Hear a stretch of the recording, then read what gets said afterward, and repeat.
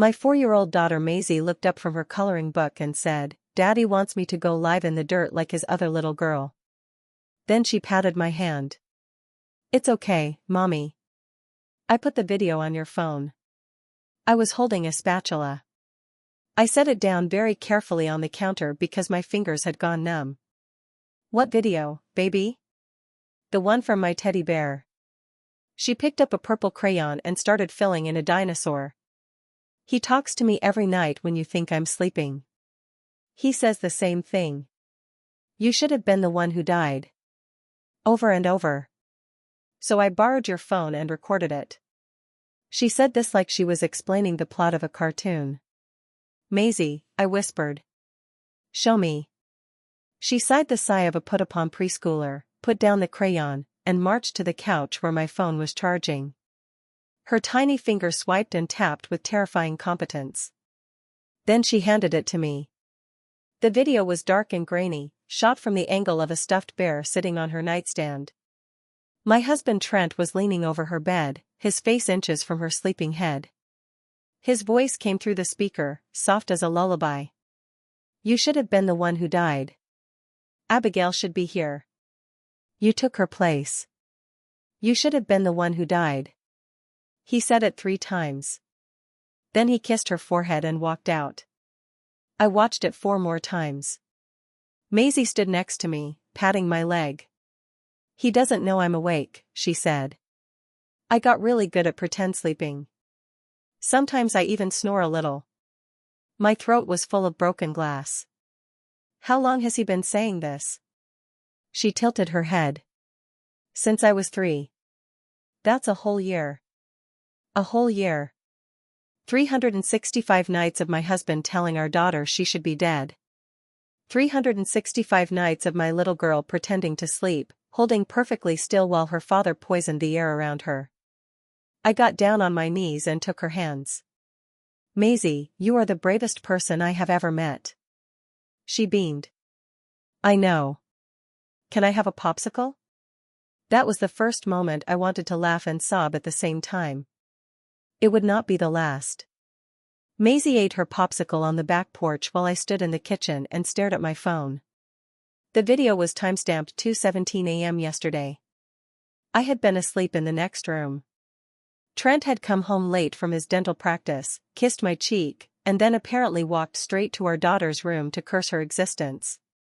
I needed a plan. I needed to not scream.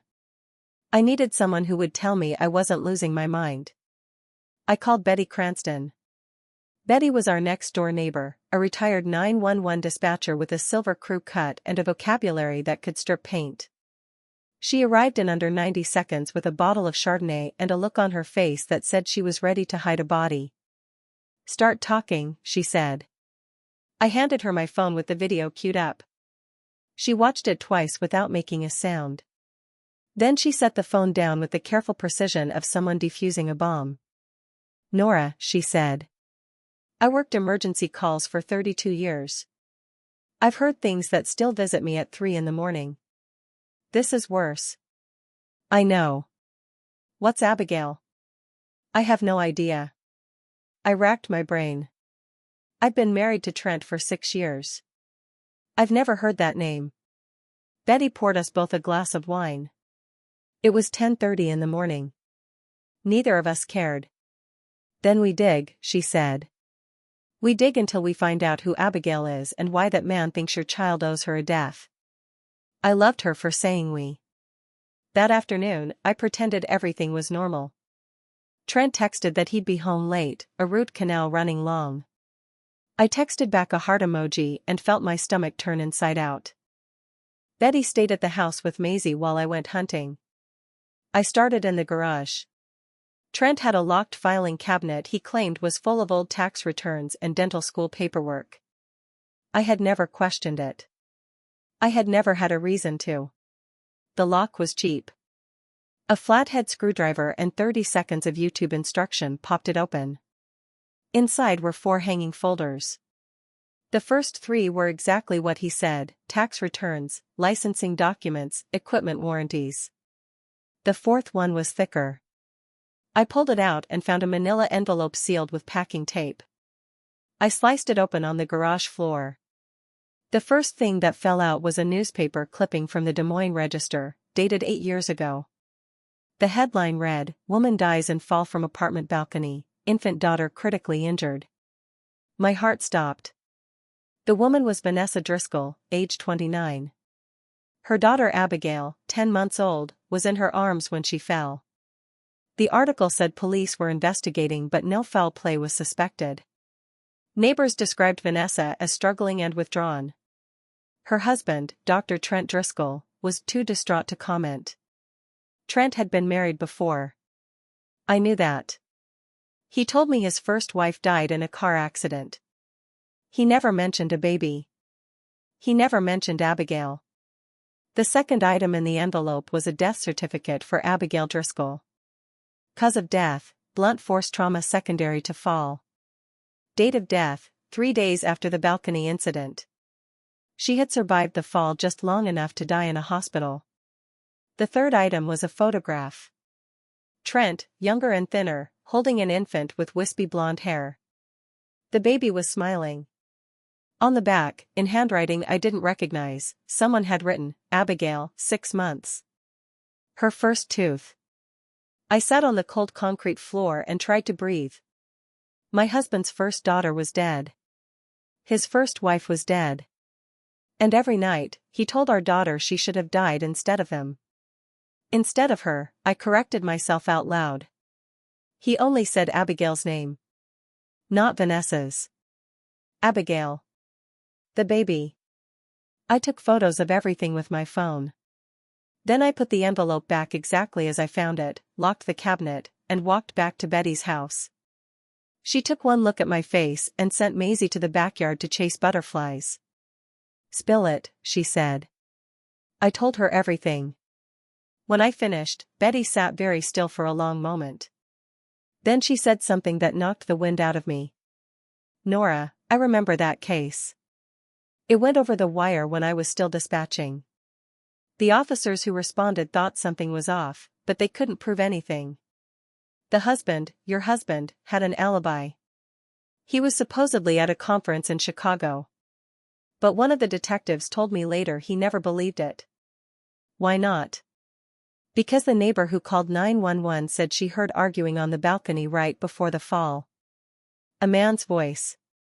And the woman, Vanessa, she screamed one word." "What word?" "She screamed Trent."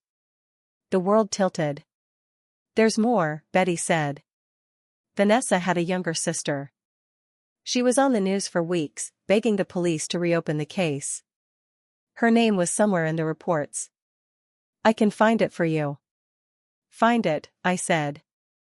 "Please." That night, I put Maisie to bed myself. Trent was still not home. I lay next to her in her tiny bed, breathing in the scent of strawberry shampoo and little girl sweat. "Mommy," she said into the dark. "Are you going to make Daddy stop saying the bad words?" "Yes, baby. I'm going to make him stop forever." "Good." She snuggled closer. "Because it hurts my feelings. Even though I pretend it doesn't." My heart cracked straight down the middle. It would hurt anyone's feelings. "You're allowed to be sad about it." "I'm not sad," she said. "I'm mad. He's very rude." A laugh burst out of me, wet and unexpected. "Yes, he is. When I grow up," Maisie announced, "I'm going to be a judge. And I'm going to put rude people in timeout for 100 years. That sounds fair." She fell asleep holding my thumb. I stayed there until I heard Trent's car pull into the driveway. Then I kissed her forehead, slipped out, and met him in the kitchen. He looked tired. Handsome and rumpled, with that trustworthy smile he used on patients and neighbors and the entire town of Oakdale, which thought Dr. Trent Driscoll walked on water. "Hey, honey," he said. "Long day. How was yours?" "Eventful," I said. "I found out you had a daughter named Abigail. And that her mother died falling off a balcony. And that you've been telling our child she should be dead every single night for a year." His smile froze. Then it melted. Then it rebuilt itself into something I had never seen on his face before, cold, flat calculation. Nora. He said my name like a warning. You've been going through my things. You've been psychologically torturing a 4-year-old. I think we both made some choices today. He stepped closer. I didn't move. Betty was next door with her phone in her hand, and I had texted her the word pineapple the moment he walked in. Our code 4, call the police if I don't text again in 5 minutes. Abigail was my daughter, he said quietly. She died. Vanessa died. It was the worst thing that ever happened to me. I didn't want to burden you with it. So you burdened Maisie instead? With death wishes every night? His jaw tightened. You don't understand. Then explain it to me. He looked at me for a long time. Then he said the words that changed everything. Maisie is mine. My blood. My DNA. Vanessa's daughter wasn't. I found out 6 months into the marriage. She tricked me into raising another man's child. So you killed her? The words hung in the air like a live grenade. Trent's expression didn't change, but something behind his eyes shifted. It was the shift of a man deciding whether to lie or to drop the mask entirely. I didn't kill anyone, he said. Vanessa was depressed. She jumped. I wasn't even there. The neighbor heard you arguing. She heard Vanessa scream your name. For the first time, real anger flickered across his face. That neighbor was an old woman with hearing aids and an overactive imagination. The police cleared me. The police didn't have a video. He went still. What video? I had lied. I didn't have a video of the balcony. But I had Betty's lead on Vanessa's sister, and I was betting that somewhere, somehow, evidence existed. I just needed him to believe I already had it. The one Vanessa's sister has been holding on to for 8 years, I said. The one that shows you on that balcony. The color drained from his face. It was the most terrifying and satisfying thing I had ever seen. You're bluffing, he said. Am I? We stared at each other across the kitchen island. The refrigerator hummed. The clock ticked. Somewhere outside, a dog barked. Then Trent smiled. It was the same smile he used when Maisie refused to hug him, patient and condescending and utterly devoid of warmth. You're going to destroy our family over a grieving father's private moments with his daughter? I loved Abigail. I'm just reminding Maisie how lucky she is to be alive. You told her she should have died. I told her she's fortunate. She's misinterpreting. She's 4. She recorded you. The smile vanished again. He hadn't known that part. I watched him process it, the realization that his secrets now lived outside his control, on a device he couldn't smash and a cloud he couldn't erase. Give me the recording, he said. No. Nora, give me the damn recording. You should leave now, I said. Go stay at a hotel. Think about your next move. Because my next move is calling a lawyer. He didn't leave. He walked past me, down the hall, and into Maisie's room. I followed, my heart hammering. He stood over her bed, looking down at her sleeping face. His hand reached out and brushed the hair from her forehead. It looked tender. It looked like a father saying goodnight. But I knew what he was really doing. Get away from her, I said. He turned. His eyes were wet. She's my daughter. I love her. You love her like you loved Abigail? The question landed like a slap. For 1 second, his mask slipped entirely, and I saw the real man underneath. The man who had watched his first wife and her infant daughter fall 5 stories. The man who had stood on that balcony and counted the seconds until impact.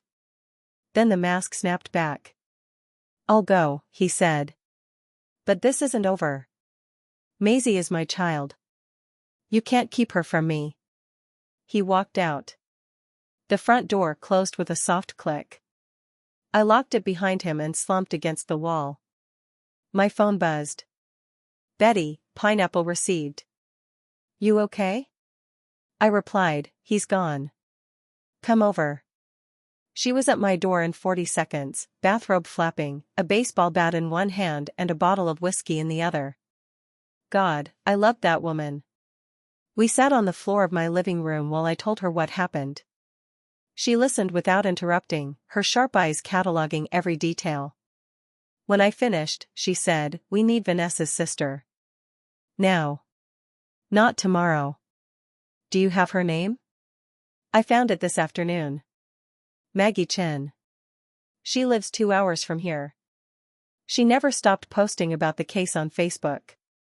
Every year on the anniversary, she writes a letter to the governor, the attorney general, the newspaper. She's been screaming into the void for 8 years. And no one listened? Trent's a dentist. He's on the Chamber of Commerce. He sponsors the Little League team. He's a pillar of the community. Betty's voice dripped with disgust. People don't want to believe the nice man who whitens their teeth is a monster. I called Maggie Chen the next morning. Her voice on the phone was guarded, tired, the voice of someone who had been disappointed too many times. Mrs. Chen, my name is Nora Driscoll. I'm married to Trent. And I think he killed your sister. 30 seconds of silence. Then, I've been waiting 8 years for this phone call. She agreed to meet me at a diner halfway between our towns. I left Maisie with Betty, who had already cancelled her plans for the foreseeable future. Go, she said. I'll teach the kid how to throw a curveball. She's 4. Never too early. Maggie Chen was small and sharp-edged, with dark eyes that missed nothing. She slid into the booth across from me and placed a worn manila folder on the table between us. 8 years, she said. 8 years of people telling me I was crazy. That I was grieving. That I needed to move on. You're not crazy, I said. I know. She opened the folder. Inside were printouts of emails, police reports, and newspaper articles, all meticulously organized. The night Vanessa died, she called me. She was crying. She said Trent had found out Abigail wasn't his. He'd been drinking. He told her he would make her pay. Why didn't the police believe you? Because the call was dropped before I could record it. And by the time I told them, Trent had already given his statement. A loving husband devastated by his wife's mental illness. He had the whole department eating out of his hand. She pushed a photograph across the table.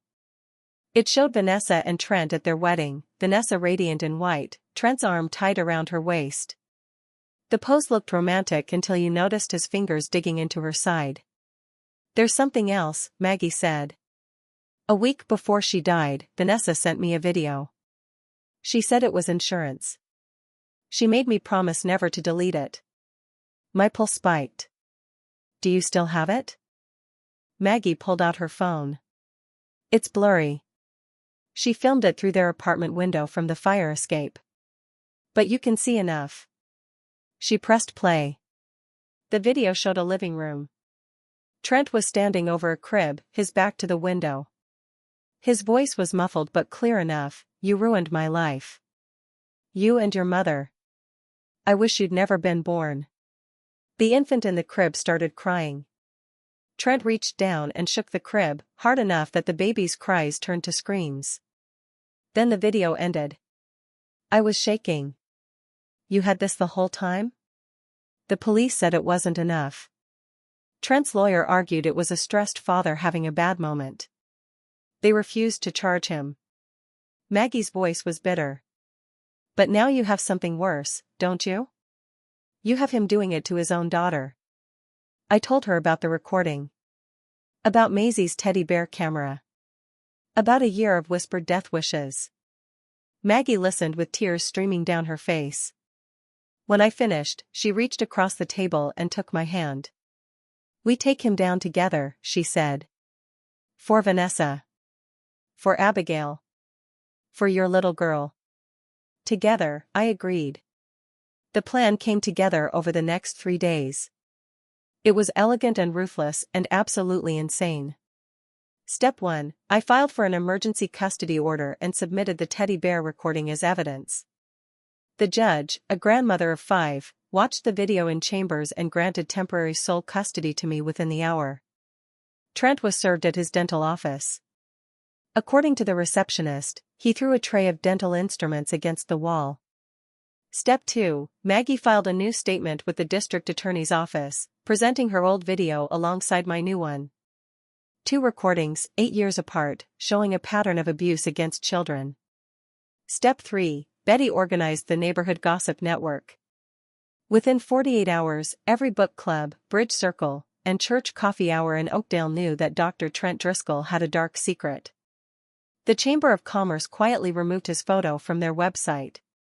Step 4. We waited. Trent called me 12 times in one day. I saved every voicemail. In the first one, he was conciliatory. "Nora, please, let's talk about this.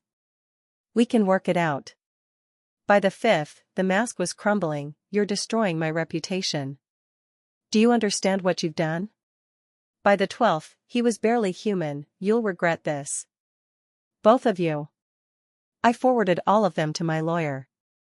On day 4, Maisie and I went to the grocery store. I was pushing the cart through the cereal aisle when she suddenly piped up in her loudest 4-year-old voice. "Mommy, is this the kind of cereal Daddy said I wouldn't need because I was going to the Angels?" Every head in the aisle turned. An elderly woman clutching a box of bran flakes froze mid-reach. A stock boy nearly fell off his ladder. I knelt down so I was eye level with Maisie. "Daddy said a lot of wrong things, sweetheart. You're not going anywhere." "Good," she said, loudly, "because heaven probably doesn't have Fruit Loops." The elderly woman let out a startled laugh. The stock boy applauded. And I realized, standing in the middle of a Piggly Wiggly with my ridiculous, resilient daughter, that we were going to survive this. That night, something shifted. I woke at 3 a.m. to the sound of Maisie screaming. I ran to her room and found her sitting bolt upright in bed, pointing at the window. "He was there," she sobbed. "Daddy was looking at me through the glass." My blood turned to ice. I looked out the window and saw nothing but the dark backyard. But the flower bed below the sill was freshly trampled. I called the police. They came quickly. Deputy Wallace, a kind-faced man in his 50s who had been at the courthouse when the custody order was signed. He inspected the flower bed and nodded grimly. "I'll put a patrol car on your street tonight," he said. "If he comes back, we'll get him." But I knew in my bones that Trent wouldn't come back the same way. He wasn't going to skulk around windows indefinitely. He was a man who solved problems permanently. I went back to Maisie's room and lay down beside her. She was still trembling. "Mommy," she whispered. "What if he takes me?" "He won't." "But what if he does?" I pulled her close. "Then you be loud. You be so loud the whole world hears you. And you remember that everything he says is a lie. He says you should be dead, but the truth is you should be alive. You should be alive for 100 years, and you should eat too much ice cream, and you should become a judge and put rude people in timeout." She giggled through her tears. "For 100 years. Exactly." She fell asleep with her head on my chest. I stayed awake, watching the window, until the sun came up. The next day, I took Maisie to a child therapist. Dr. Elaine was a soft-spoken woman with an office full of stuffed animals and a wall of framed drawings from former patients. She talked to Maisie alone for half an hour, then called me in. "Your daughter is remarkable," she said. "She's processing the trauma in ways I don't usually see until children are much older. She knows what her father said was wrong. She knows it wasn't her fault. And she has a very clear sense of her own worth. She gets that from somewhere," Dr. Elaine added, looking at me pointedly. I cried in the car on the way home. Not sad tears. Relieved tears. The kind you cry when you realize your child might actually be okay. The calm lasted 3 more days. On the 4th night, Trent came back. He came at 2:17 in the morning. The exact same time he used to whisper death into our daughter's ear. I learned later he had been watching the house for hours, waiting for the patrol car to leave. Deputy Wallace's shift ended at midnight, and the replacement got called to a fender bender across town. Trent knew. He must have been listening to a police scanner. I woke to the sound of Maisie's bedroom door clicking open. Not the soft click of a parent checking on a child. The hard click of a door being pushed too fast by someone who didn't care about waking her. I was out of bed and in the hallway in 3 seconds. Trent was already in Maisie's room. He had her in his arms, one hand clamped over her mouth. She was kicking, her little legs thrashing against his chest. "Put her down," I said. He turned. His face was calm. That was the worst part. He looked like he was picking up a prescription at the pharmacy. "I'm taking my daughter," he said. "I have rights. You have a restraining order. You have a custody ruling. You have about 30 seconds before I call the police." "Call them." He smiled. "By the time they get here, we'll be gone. And if you try to stop me, I'll tell them you attacked me. Who do you think they'll believe? The respected dentist or the hysterical wife?" Maisie bit his hand. Hard. He yelped and loosened his grip just enough for her to scream, "Mommy, run." I didn't run. I lunged. I grabbed Maisie's arm and pulled. Trent pulled back.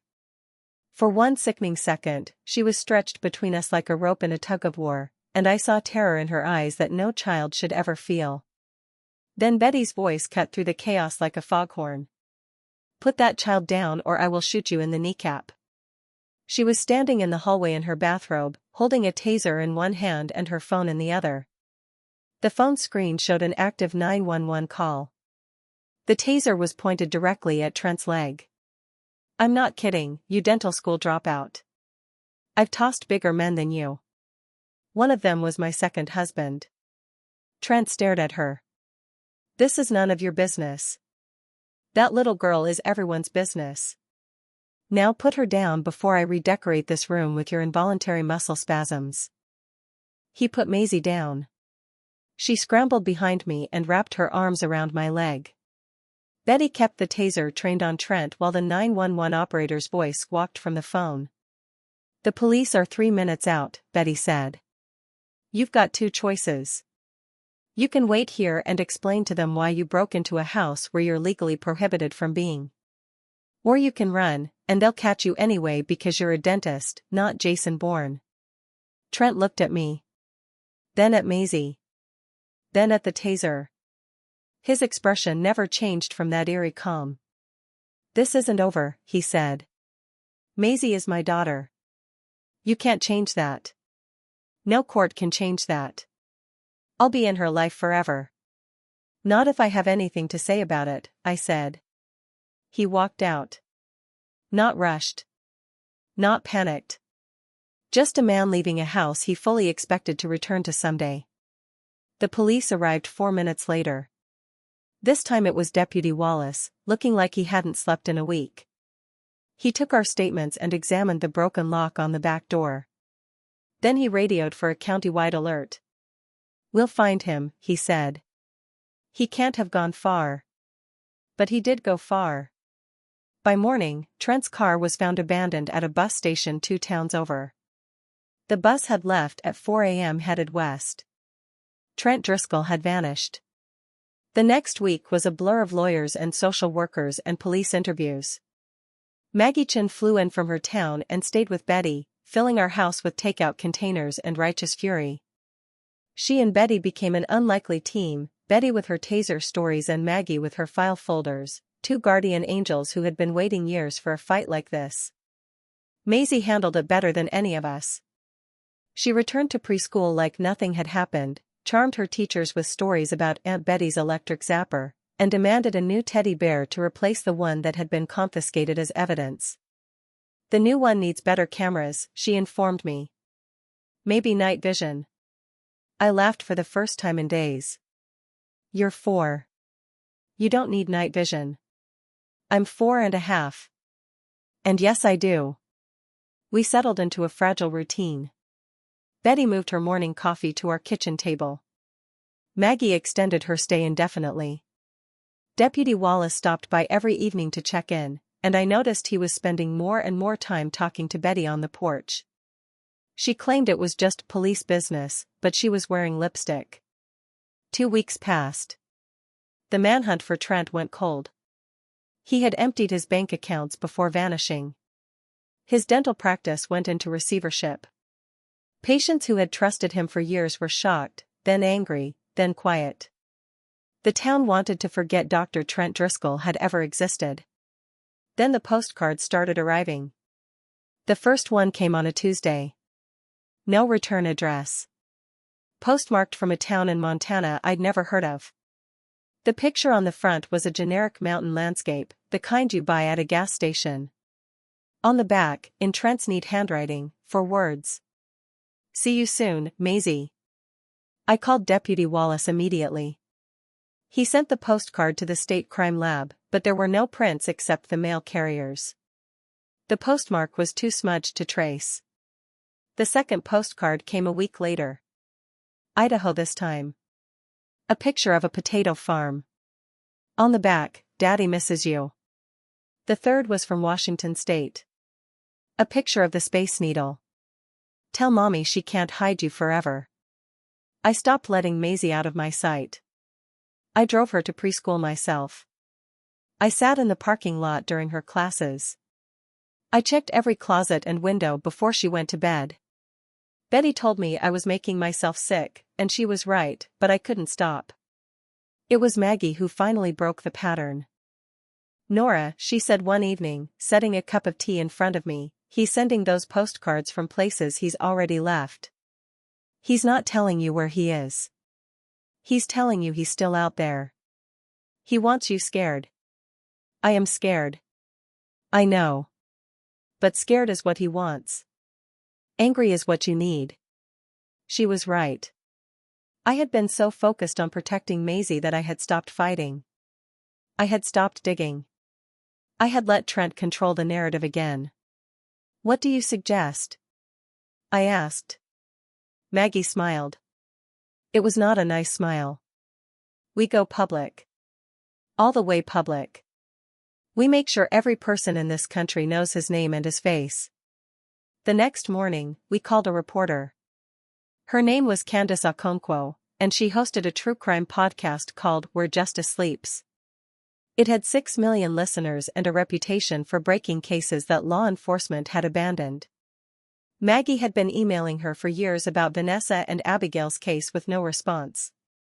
But when we added the teddy bear recording and the postcards, Candace called back within the hour. "I want the full story," she said over speakerphone. "Exclusive rights. I'll bring a crew to Oakdale tomorrow." "Do it," I said. The interview took place in our living room. Candace was intense and brilliant, the kind of woman who asked one question and let the silence stretch until you filled it with truth. I told her everything. The whispered curses. The hidden box. The death certificate. The video from the fire escape. Maggie told her about Vanessa's desperate phone call, the police who didn't listen, the 8 years of screaming into the void. And then Maisie asked if she could talk. Candace looked at me for permission. I nodded. Maisie climbed onto the couch and sat cross-legged, her stuffed dinosaur in her lap. Candace's producer adjusted the microphone. "Hi," Maisie said. "My name is Maisie. I'm 4.5. My daddy used to say mean things to me when I was supposed to be sleeping. But I wasn't really sleeping. I was tricking him." "What did he say?" Candace asked gently. "He said I should have died instead of his other little girl. Her name was Abigail. She's in heaven. But I'm not supposed to go there yet because Mommy says I have to stay here and eat vegetables and become 100 years old." Candace's producer wiped her eyes. The sound guy looked away. Candace herself stayed perfectly composed, but her voice was softer when she asked the next question.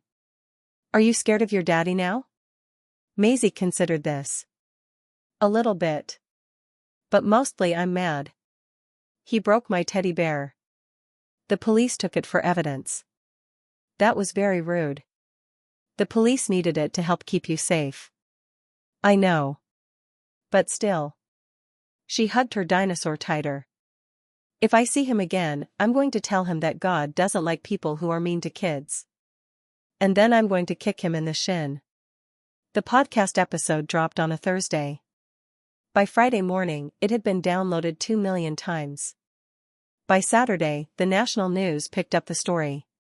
By Sunday, the FBI announced they were joining the search for Trent Driscoll. The public response was overwhelming. Tips flooded the hotline. Strangers sent Maisie teddy bears, hundreds of them, so many we had to donate most to the children's hospital. Betty's phone rang off the hook with interview requests. Maggie was invited to speak at a victims' rights conference. And somewhere out there, Trent was listening. The final postcard arrived on a Monday. It was postmarked from a town called Bitter Creek, population 400, in the mountains of Northern California. The picture showed a dilapidated cabin surrounded by pine trees. On the back, Trent had written something different this time. Come alone or I disappear forever. You know where. I knew. It was the cabin from the photograph in his file cabinet. The one where he and Vanessa had vacationed before everything fell apart. The one he had inherited from his grandfather and never sold. I called Deputy Wallace. I called the FBI. I called Betty and Maggie. Then I got in my car and started driving. Bitter Creek was 12 hours away, a crumbling speck on the map at the end of a road that barely deserved the name. The last gas station was 30 miles back. The cell service died an hour after that. By the time I reached the turnoff for the cabin, I was alone in a world of pine trees and silence. The FBI had told me to wait. They were assembling a tactical team, coordinating with local sheriffs, doing everything by the book. They estimated they could be in position within 48 hours. I didn't have 48 hours. The postcard had said come alone, but I wasn't stupid. I had a taser in my pocket, a can of pepper spray in my glove compartment, and a satellite phone Betty had pressed into my hands before I left.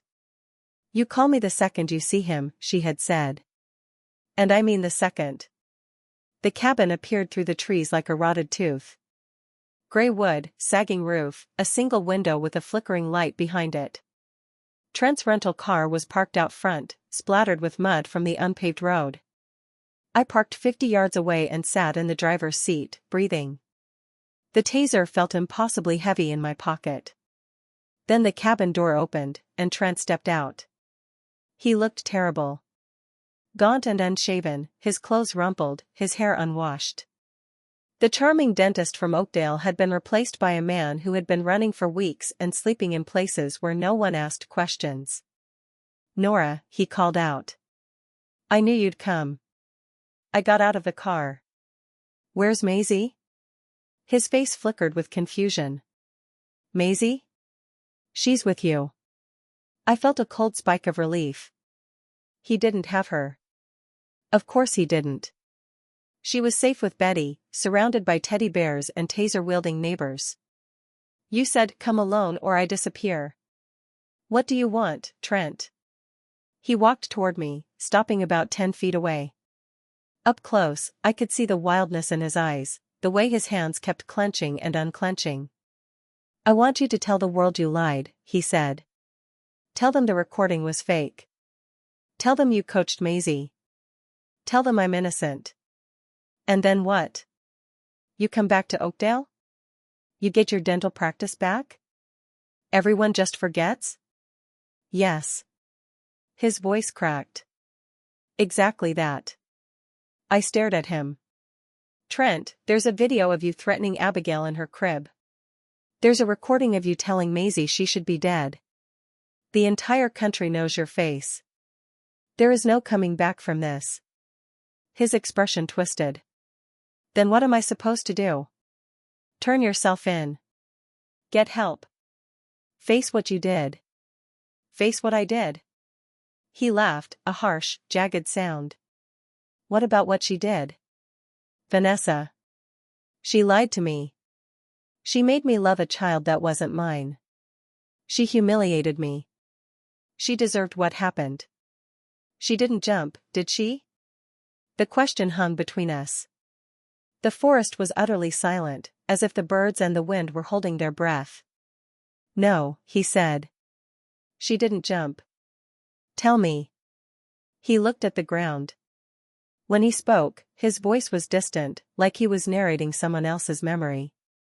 We were on the balcony. I had been drinking. I told her I knew about Abigail. She started crying, saying she was sorry, saying she never meant to hurt me. I didn't want to hear it. I just wanted her to stop talking. So you pushed her. I didn't mean to push her that hard. I just wanted her to back up. But she was standing right at the railing, and she was holding Abigail, and she stumbled. His voice broke. She grabbed the railing. I could have pulled her up. But I didn't. You let her fall. I let her fall. He looked up at me, and for the first time I saw something other than coldness in his eyes. I saw terror. Abigail died 3 days later. And I told myself it was justice. Vanessa's lie killed her. Not me. Never me. But it was you. It was me. The words seemed to drain something out of him. His shoulders slumped. And every night since then, I've dreamed about it. I've seen Abigail's face. I've heard Vanessa's scream. And when Maisie was born, I looked at her and all I could see was Abigail. The child who should have lived. The child who was innocent. So you tried to destroy Maisie too. I wanted her to understand. His voice was pleading now. I wanted her to know how fragile life is. How easily it can be taken away. I wasn't cursing her. I was warning her. You were torturing a 4-year-old. He had no answer for that. Somewhere behind me, I heard the crunch of tires on gravel. The FBI tactical team was here, right on schedule despite my disobedience. In a moment, this clearing would be full of agents in body armor, and Trent's choices would narrow to a single door. Trent, I said, there are people coming. They're going to arrest you. When they do, I want you to remember something. What? Your daughters. Both of them. Abigail, who you let die. And Maisie, who you tried to break. They were both innocent. The only person who deserved to fall off that balcony was you. The first FBI agent emerged from the trees. Trent didn't run. He didn't fight. He just stood there, looking at me with an expression I couldn't read. Tell Maisie, he said, that I'm sorry. I won't. She doesn't need your apologies. She needs to forget you ever existed. The agents surrounded him. Someone read him his rights. Someone else put handcuffs on his wrists. I watched until they led him away, until the clearing was empty except for the rotting cabin and the pine trees and the vast, indifferent sky. Then I got in my car, drove until I found cell service, and called Betty. It's done, I said. I'm coming home. I could hear Maisie in the background, demanding to know if Mommy had brought her a present. Betty was crying and trying not to show it. Drive safe, she said. We'll leave the porch light on. I drove for 12 hours through the night, through mountain passes and empty highways, through towns with one stoplight and fields that stretched to the horizon. The sun came up somewhere in Nevada. By the time I crossed into Oakdale, it was noon, and the whole town seemed to be waiting. Betty was on the porch, as promised. Maggie was next to her. Deputy Wallace was leaning against his patrol car, trying to look professional and mostly failing because Betty kept making him blush. And Maisie was running down the front walk, her arms wide, her dinosaur flapping behind her. Mommy. Mommy. Did you get the bad guy?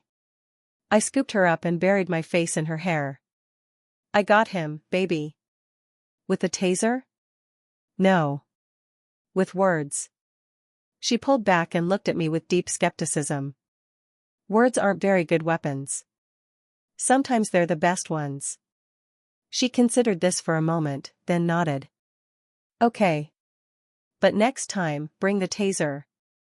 I carried her up the porch steps while Betty hugged me and Maggie squeezed my shoulder and Deputy Wallace pretended he wasn't tearing up. We all crowded into the kitchen, the same kitchen where I had first watched that terrible video, where I had confronted Trent, where my old life had ended and my new one had begun. Betty poured coffee. Maggie cut slices of a cake she had baked that morning. Maisie climbed into my lap and refused to leave. So, Betty said, what happens now? I looked around the table at these women who had become my army, my family, my proof that the world could still be good. Now we live, I said. Loudly. Happily. Just to spite him. Here, Maggie said, raising her coffee mug. That's a good plan, Betty agreed. Very spiteful. I approve. And me? Maisie asked. What do I do? I kissed the top of her head. You keep being exactly who you are. Brave and funny and a little bit terrifying. She grinned. That's easy. A month later, the trial began. Trent pleaded not guilty, which surprised exactly no one. His defense attorney argued that the teddy bear recording was inadmissible, that Maggie's video was too blurry to identify anyone, that Vanessa's death had been ruled an accident and couldn't be retried. The judge disagreed on all counts. The prosecution called Maggie first. She told the jury about her sister, about the desperate phone calls, about the 8 years she had spent fighting for justice. By the time she stepped down, half the jury was in tears. Then they called me.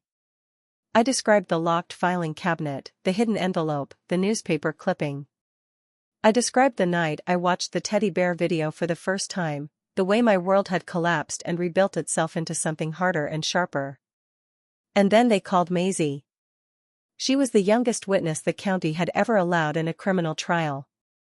The judge had interviewed her privately beforehand to determine if she was competent to testify.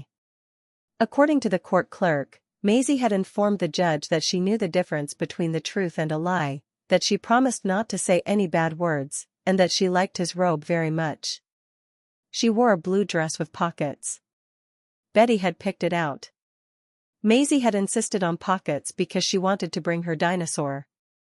The prosecutor, a sharp-eyed woman named Reyes, knelt down so she was at Maisie's eye level. Can you tell us your full name? Maisie Eleanor Driscoll.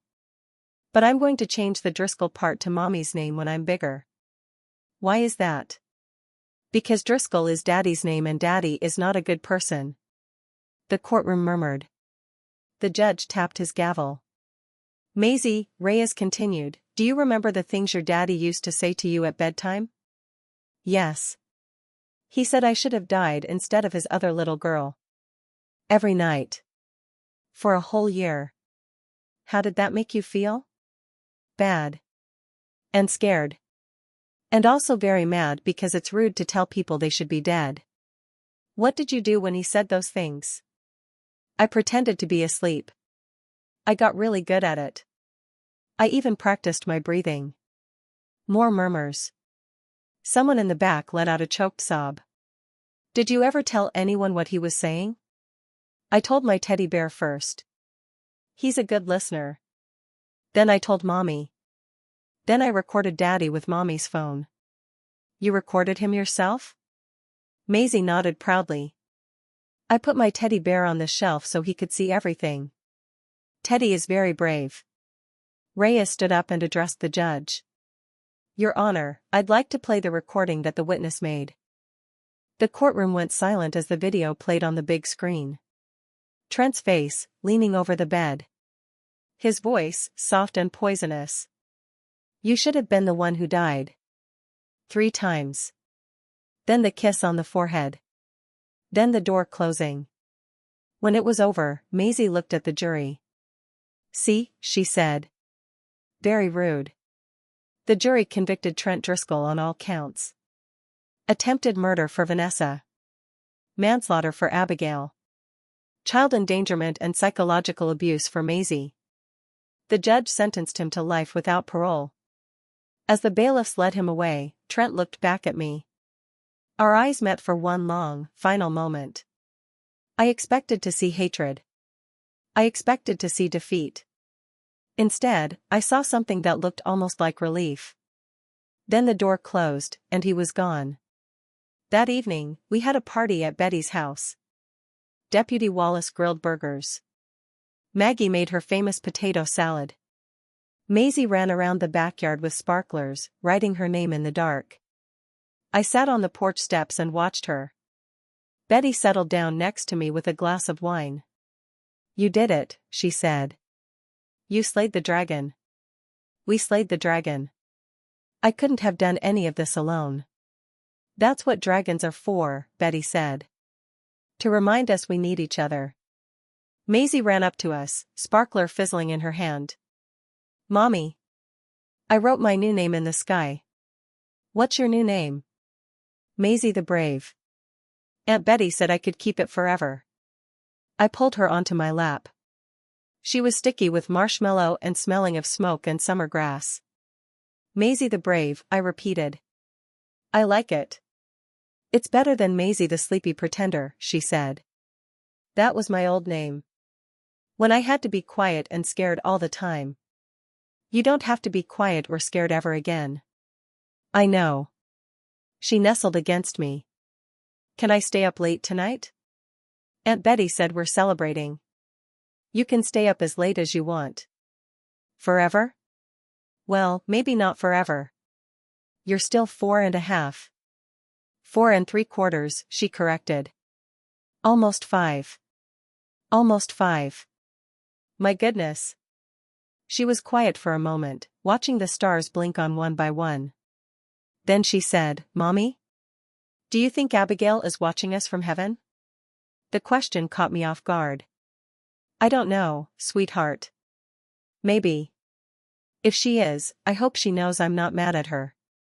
It wasn't her fault. It was Daddy's fault." "Abigail didn't do anything wrong," I agreed. "Neither did you." "I know." She yawned, her little jaw cracking wide. "I'm going to be a judge when I grow up. And I'm going to make sure no daddies can ever be mean to their kids again." "That sounds like a very good job." "The best job." Her eyes were drooping. "Mommy?" "Yes?" "Thank you for believing me. When I told you about the bad words. You believed me right away. I will always believe you. Always." She smiled, her eyes already closed. "That's why you're the best mommy in the whole world." I carried her home through the dark, her head heavy on my shoulder, her breath warm against my neck.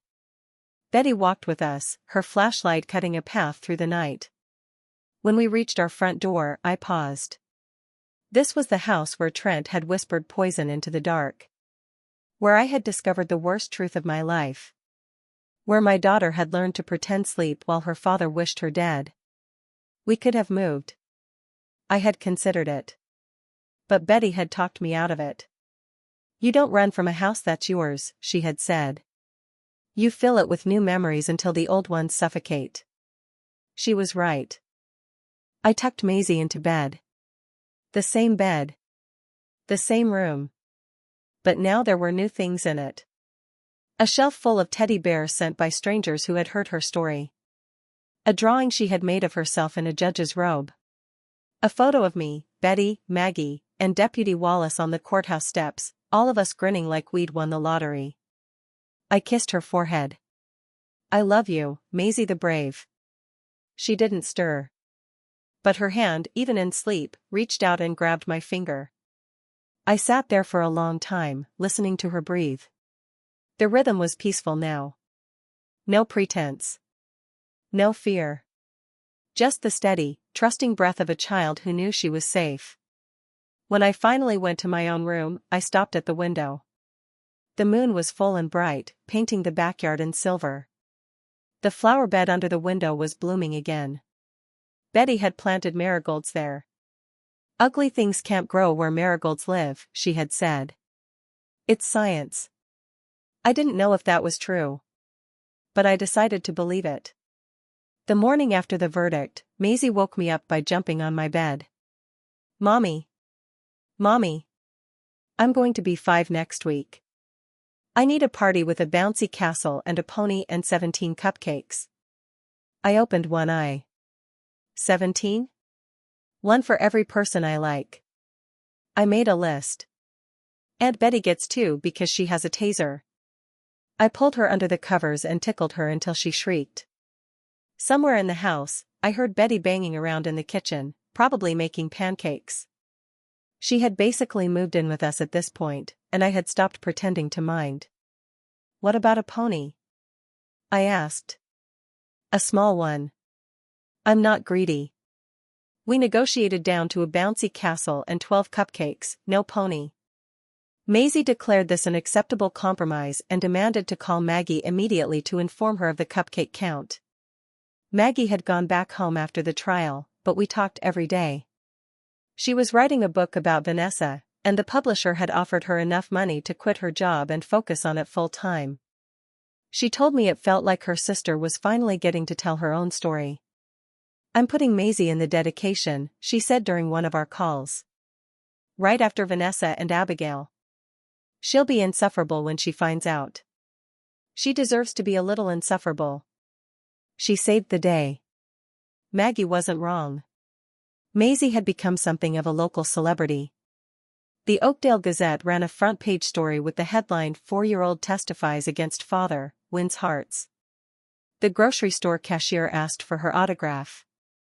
The preschool invited her to be principal for a day, which she took very seriously, instituting a mandatory snack time of fruit snacks only.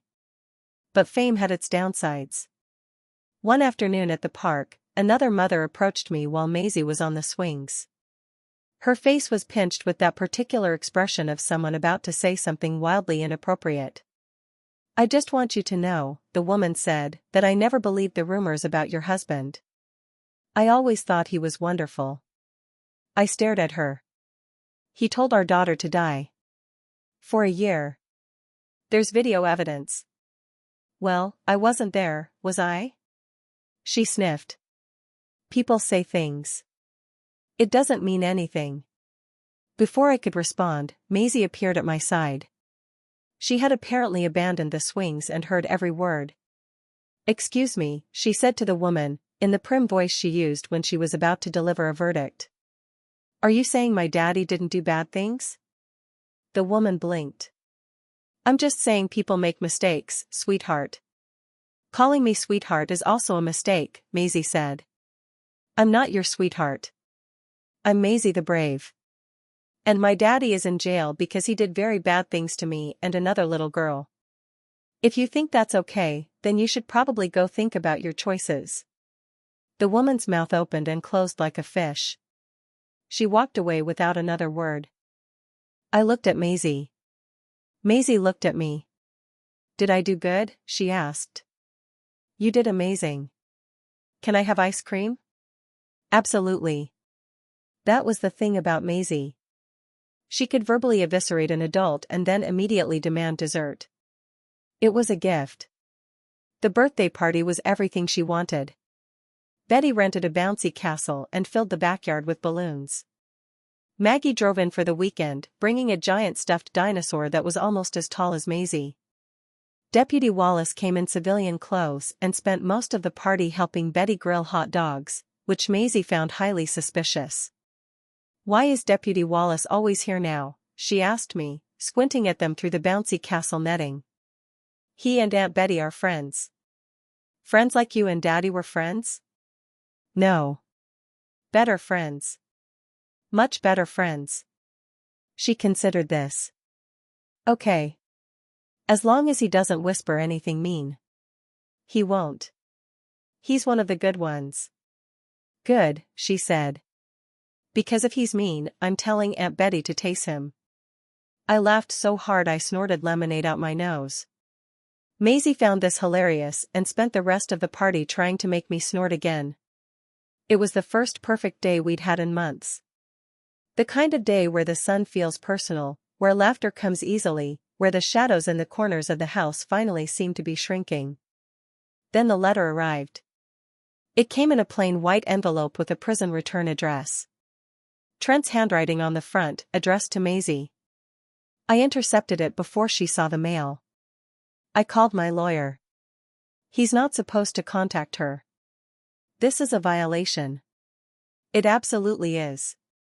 Do you want me to file a motion? Yes. But first I want to know what it says. I opened the letter in the kitchen while Betty stood guard at the door, making sure Maisie was occupied with her new dinosaur. The handwriting was shaky, the paper cheap prison stationery. Dear Maisie, it read. I know I did terrible things. I know you probably hate me.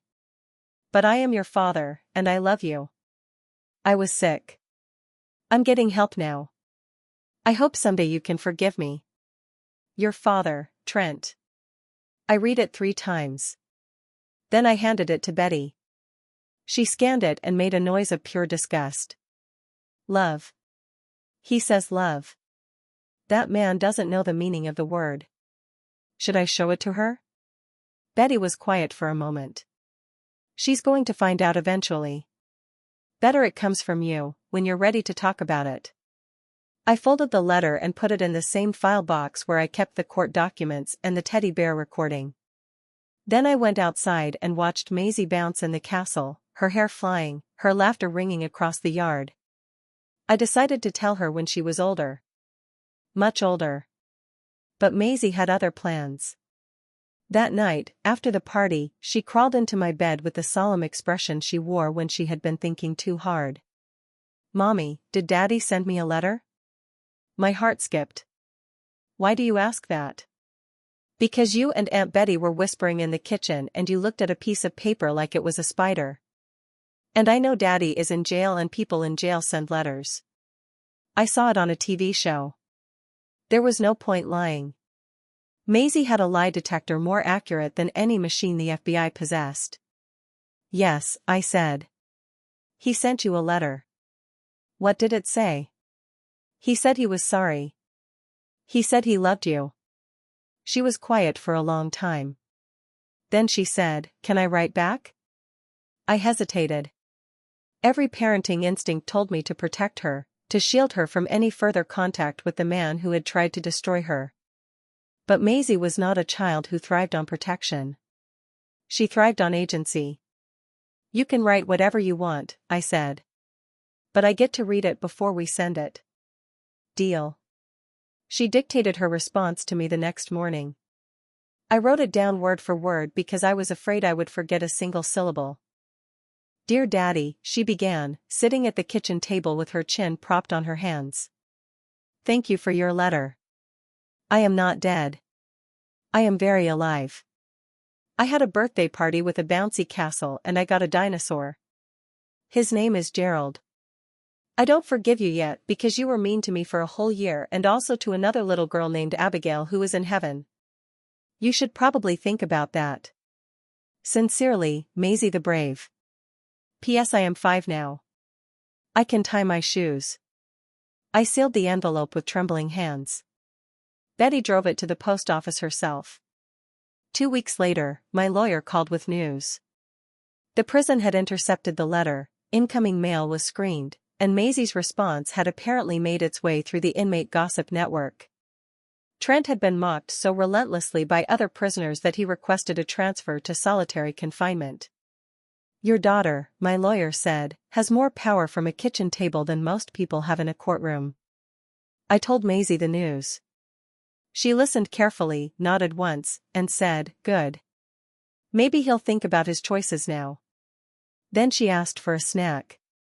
The months passed. The seasons changed. The house that had once been a place of whispered terrors became a place of music and laughter and the smell of Betty's experimental casseroles. We painted the walls in bright colors. We planted a vegetable garden. We adopted a dog from the shelter, a shaggy mutt that Maisie named Judge Woofington. Maggie's book was published to critical acclaim. The dedication read, "For Vanessa, who never got to tell her story. For Abigail, whose life was too short. And for Maisie, who spoke for them both." Maisie carried the book everywhere for a month, showing it to anyone who would look. Deputy Wallace, whose first name turned out to be Henry, officially became Betty's boyfriend. Maisie appointed herself their relationship supervisor and insisted on chaperoning their first official date, which took place at the pizza parlor and involved Maisie interrogating Henry about his intentions for a solid 20 minutes. "Do you snore?" she asked him. "I don't think so," Henry said. "Are you allergic to dogs?" "No." "Do you know how to make pancakes?" "I can learn." "Okay," Maisie said, turning to Betty. "He passes. You can keep him." Betty laughed so hard she had to excuse herself to the restroom. Henry sat there with a bewildered grin, looking like the luckiest man in the world. Life was good. Not perfect, there were still nights when Maisie woke up screaming, her dreams haunted by a shadow leaning over her bed. There were still moments when I would catch a glimpse of a man with dark hair and feel my stomach drop. Trauma doesn't vanish. It just learns to share space with joy. But we learned together. We went to therapy as a family, me, Maisie, Betty, even Maggie when she visited. Dr. Elaine taught us tools for managing the hard days. She taught Maisie to draw her fears as monsters and then tear them up. She taught me to stop apologizing for needing help. And slowly, wonderfully, the good days began to outnumber the bad. On the anniversary of the trial, we held a small ceremony in the backyard. Betty planted a cherry tree in honor of Vanessa and Abigail. Maggie read a poem she had written. Maisie sang a song she had made up herself, which involved a lot of hand gestures and a surprisingly catchy chorus about being brave. Then we ate cake. Because that was our family tradition now. Whenever something hard happened, we ate cake. "What are we celebrating this time?" Maggie asked. "Survival," I said. "And Gerald's birthday," Maisie added. She had decided it was her dinosaur's birthday and no one was allowed to disagree. We sang happy birthday to a stuffed dinosaur. Judge Woofington held along. Henry took photos. Betty cried, which she claimed was allergies but no one believed. It was ridiculous and messy and perfect. Later that night, after everyone had gone home and Maisie was tucked into bed with Gerald and Judge Woofington curled at her feet, I sat on the porch and looked at the stars. Betty came out with 2 glasses of wine and sat beside me. "You're thinking about him," she said. It wasn't a question. Sometimes I wonder if he was always a monster. If I missed the signs. If I was so desperate for a happy family that I ignored what was right in front of me. You weren't desperate. You were in love with a liar. There's a difference. Is there? Yes. She took my hand. A desperate woman makes excuses. You made recordings. You called lawyers. You hunted him across state lines. That's not desperation. That's grit. I leaned my head on her shoulder. You always know what to say. I'm a retired 911 dispatcher. It's literally my job to know what to say. We sat in silence for a while, listening to the crickets. Somewhere down the street, a car door slammed. Someone laughed. Life continued. "Do you ever think about what you'd say to him?" Betty asked. "If you saw him again?" I considered the question. For a long time I had rehearsed speeches in my head. Accusations. Insults. Questions I knew he would never answer. But somewhere along the way, I had stopped needing to. "No," I said. "I don't have anything left to say to him." Everything that mattered was said by Maisie in a letter she wrote when she was 5 years old. Betty raised her glass. To Maisie the brave. To Maisie the brave. Time passed the way it does, slowly, then all at once. Maisie turned 6, then 7, then 8. She joined the Girl Scouts and sold more cookies than any kid in the county because she had perfected a sales pitch that involved looking adorable and saying please in a way that made grown adults weep. She took karate lessons and informed me she could now defend herself against bad guys and also mosquitoes. She asked for a little sister and I explained that families came in all shapes, and ours was shaped exactly right. On her 10th birthday, she asked if she could visit the courtroom where she had testified. I was surprised, we had never gone back, but I agreed. The courthouse was quiet that day. The same judge was on the bench, older now but still sharp. He recognized Maisie immediately and invited us into his chambers. "You were the youngest witness I ever swore in," he told her. "I'll never forget it." "I was very brave," Maisie said, with the confidence of someone who had been telling this story for years. "You were. And you were right about something." "What?" "You told me you liked my robe." "You were right. It's a very nice robe." Maisie beamed. "I still want to be a judge when I grow up." "Then you will be," he said. "I have no doubt." On the way home, Maisie was quiet for a long time. Then she said, "Mommy, do you think Abigail would be proud of me?" I pulled the car over. I needed to look at her when I answered. "Abigail would be so proud of you," I said. "Because you did for her what no one else could. You told the truth. You made sure the person who hurt her couldn't hurt anyone else. That's the bravest thing anyone can do." Maisie nodded slowly. "Good. Because sometimes I talk to her. In my head. I tell her about my day and about Gerald and about how Judge Woofington ate my homework once." "That sounds like a nice thing to do." "It is." She looked out the window. "I think she's my friend. Even though we never met." I started driving again, and I didn't cry until I was alone in my room that night. Seasons turned. Years accumulated. The cherry tree in the backyard grew tall and strong. Betty and Henry got married in a small ceremony at the courthouse, with Maisie as flower girl and Maggie as maid of honor. Maisie took her flower girl duties extremely seriously, scattering petals with the precision of a military operation. I started dating again, tentatively, when Maisie was 12. A kind man named David who taught history at the high school and never pushed for more than I was ready to give. Maisie approved of him after a rigorous interview process that involved questions about his stance on bedtime, his pancake-making abilities, and whether he believed in ghosts. "He's okay," she declared. "He can stay." David stayed. He became part of our strange, wonderful family. He helped Maisie with her history homework. He learned to make Betty's casserole recipe. He never once made me feel broken for having scars. And every night, no matter what, I went into Maisie's room before she fell asleep. I sat on the edge of her bed. I brushed the hair from her forehead. And I whispered the same words I had been whispering since she was 3 years old. "You are my treasure. You are my joy. You deserve to be alive, and you deserve to be happy, and you deserve to take up space in this world." She would smile, her eyes already closing. "I know, Mommy. You tell me every night." Because it's true every night. When she was 18, Maisie was accepted to the pre-law program at the state university. She packed her things, including Gerald the dinosaur, now very worn and missing an eye, and I drove her to the campus. We stood outside her dormitory, surrounded by boxes and nervous freshmen and parents trying not to cry. "You're going to be amazing," I told her. "I know," she said. "I'm Maisie the Brave." "You are."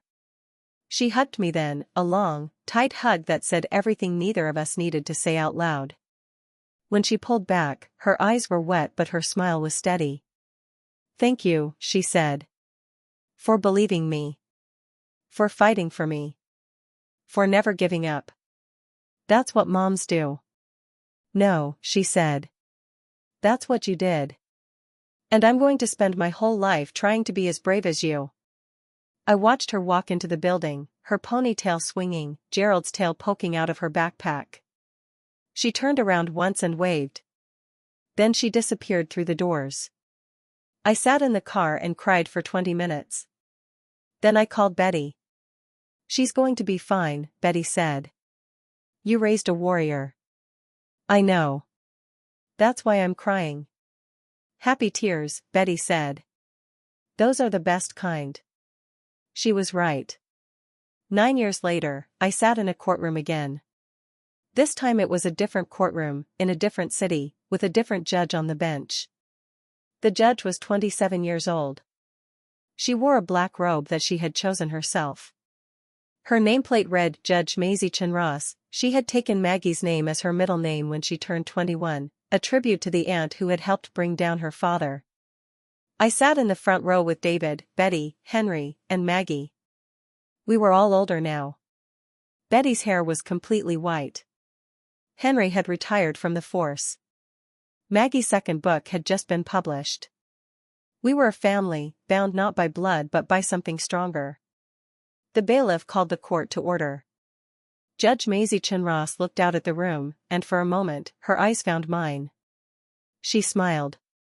It was the same smile she had given me in the parking lot of her preschool, the day she told me her father whispered bad things. Then she turned to the case before her. A child custody dispute. A father accused of emotional abuse. She listened carefully. She asked sharp questions. She was firm and fair and absolutely terrifying when she needed to be. When the hearing ended, she ruled in favor of the mother and child. The father was ordered to attend counseling and have only supervised visits. As the gavel came down, I saw something flash across her face. A quiet satisfaction. A promise kept. Afterward, we met her in chambers. She hugged each of us in turn. "You did it," I said. "You became a judge." "I told you I would," she said. "When I was 4. You were very specific." "I was very determined." She gestured around the room, at the law books and the framed degrees and the photo on her desk. The photo was of us, all of us, on the day of the verdict, standing on the courthouse steps, grinning like we'd won the lottery. "I think about that day a lot," she said. "The day I testified. I was so small. The chair was so big. You were the bravest person in the room." "No," she said. "You were. You sat there and watched them play that recording. You heard his voice say those words. And you didn't fall apart. You held it together so I could hold it together. I fell apart later." "That's allowed." She sat down behind her desk and looked at us. Her family. Her strange, fierce, cobbled-together family. "I have something I want to read to you," she said. "Something I wrote for my first day on the bench. I was going to keep it private, but I think you should hear it." She unfolded a piece of paper and began to read. "When I was 4 years old, my father told me every night that I should be dead. He said it so often that I learned to pretend to sleep, to make my breathing even, to hide my fear. I thought if I stayed very still and very quiet, maybe the words wouldn't hurt. But they did. They always did. Then one day, I told my mother.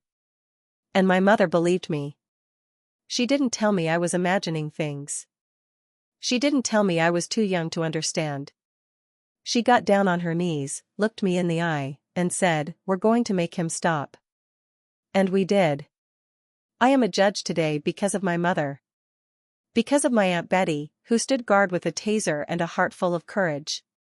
Because of my Aunt Maggie, who fought for her sister's memory for 8 years and never gave up. Because of Henry, who was the first police officer to believe us. Because of everyone who listened when a little girl said she was scared. This courtroom is a place for truth. And I know, better than most, how hard the truth can be to speak. So I make this promise to everyone who comes before me: I will listen. I will believe. And I will make sure that no one, has to pretend to sleep through the worst moments of their life." She folded the paper and looked up at us. Her eyes were bright. "How was that?" she asked. Betty was crying openly. Maggie was blowing her nose. Henry was pretending he had something in his eye. David was squeezing my hand. I walked around the desk and hugged my daughter. My brave, brilliant, impossible daughter. "It was perfect," I said. "You are perfect." "I'm not perfect," she said into my shoulder. "I'm just really, really stubborn." "You get that from your mother," Betty said. "And your Aunt Betty," Maggie added. "And probably Gerald," Maisie said. "He was very stubborn too." We laughed. We cried. We did both at the same time, the way we always had. Later, we would go out for cake. We would tell stories. We would remember the ones we had lost and celebrate the ones we still had. But in that moment, in the chambers of the newest judge in the district, I held my daughter and thought about all the nights I had whispered love into her ear. All the mornings I had watched her bounce out of bed, undefeated. All the years she had spent turning pain into purpose. The little girl who had once pretended to sleep was now a woman who woke the world up. And somewhere, in a prison cell 100 miles away, Trent Driscoll was serving his 35th year of a life sentence. He had written more letters over the years. Maisie had never responded to any of them after that first one. She had said everything that needed to be said when she was 5 years old. "Mommy," she said now, pulling back and looking at me with those same clear eyes she'd had as a preschooler. "Do you remember what you used to tell me every night? When I was little?" "Every word," I said. "You are my treasure. You are my joy. You deserve to be alive." "You know what that did?" she asked.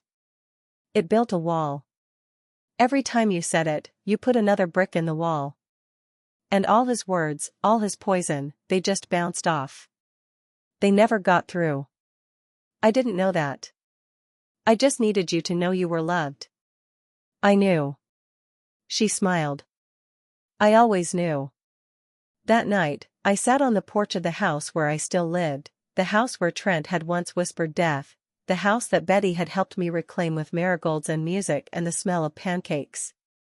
The cherry tree was in full bloom. The dog, Judge Woofington III, the original having passed on years ago, was snoring at my feet. David was inside, reading a history book and probably falling asleep with his glasses on.